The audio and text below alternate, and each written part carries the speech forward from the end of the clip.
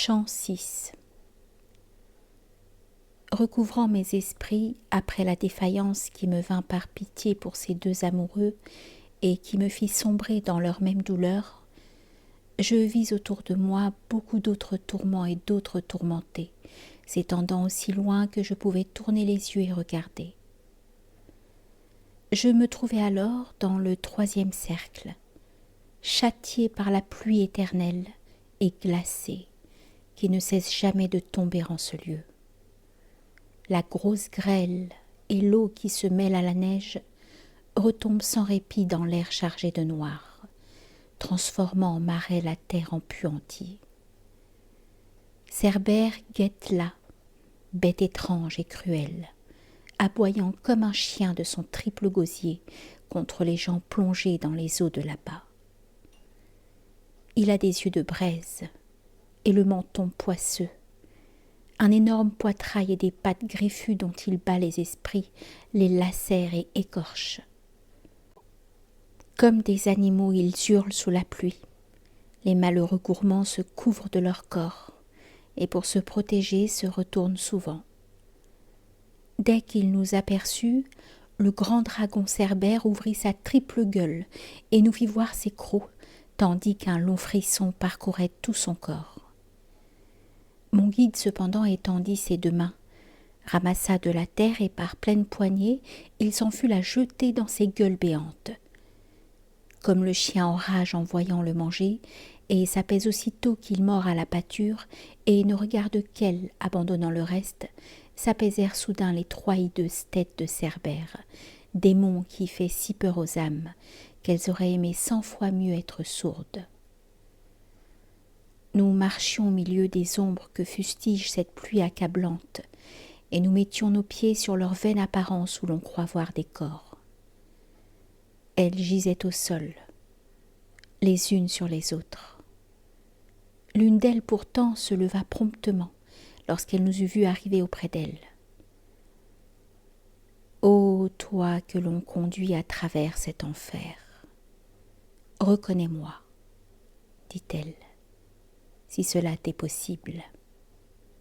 Je n'étais pas défait quand tu fus fait toi-même. »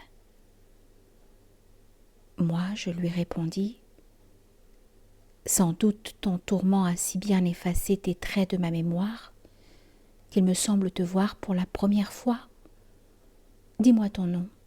Pourtant, toi que l'on fait souffrir dans ce séjour du mal, parmi de tels supplices que, s'il en est de pire, aucun n'est plus affreux. »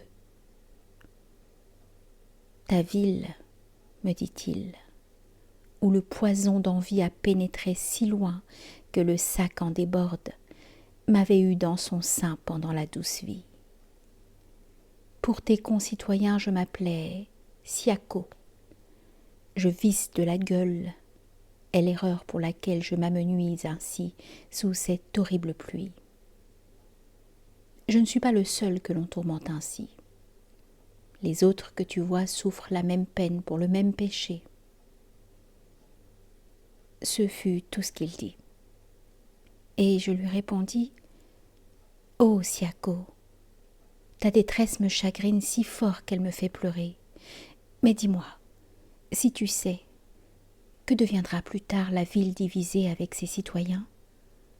Ne peut-on y trouver aucun juste? Et pourquoi une telle discorde y fait-elle séjour ?» Il répondit alors, « Après de longs risques, après de longues rixes, ils répandront leur sang, et le parti sauvage l'emportera sur l'autre avec de lourdes pertes. Ils finiront pourtant par tomber à leur tour. Les autres monteront au bout de 3 années, grâce à l'appui d'un tel qui les trompe à présent.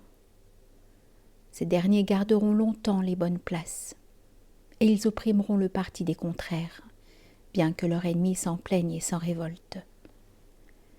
Ils ont 2 justes, oui, mais qui donc les écoute? L'orgueil et l'avarice, aussi bien que l'envie, sont les 3 seuls brandons où s'allument les cœurs. » Il mit ensuite un terme à son affreux discours, mais je lui dis « Il faut m'en dire davantage. Fais-moi la grâce encore de ne pas t'arrêter. L'honnête Teghiago, le bon Farinata et Arrigo, Mosca, Jacques Rusticussi, tous ceux qu'on a connus par leurs nombreux bienfaits, où sont-ils maintenant? Fais-les-moi connaître, puisqu'aussi bien j'éprouve un grand désir d'apprendre si le ciel les régale ou si l'enfer les cuit. Ils sont mêlés, dit-il, aux âmes les plus noires. Des crimes différents les ont conduits au fond, et tu pourras les voir si tu vas jusqu'en bas. Mais quand tu reviendras à la douce lumière, rafraîchis ma mémoire au monde des vivants. J'ai fini de parler et ne te réponds plus. Ses yeux fixés sur moi se troublèrent soudain, et le regard hagard, il alla s'enfoncer la tête la première en cette mer d'aveugle.